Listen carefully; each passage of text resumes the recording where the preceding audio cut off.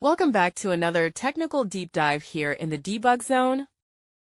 Today we're tackling a big question and breaking it down with insights from other users. Hopefully this clears up some misconceptions and helps you get the answer you need. So buckle up, stay a little curious, and let's jump right in.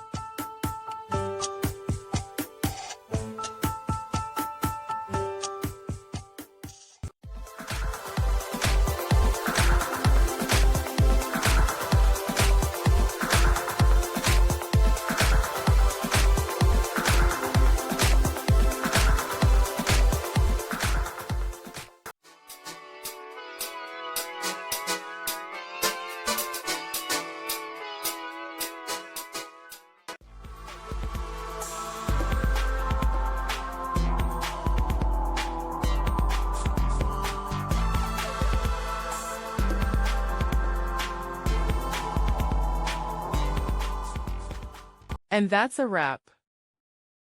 I hope you found the answer you were looking for. If you did, take a second to hit that subscribe button. It really helps out. And let me know in the comments which solution worked best for you. See you next time in the debug zone.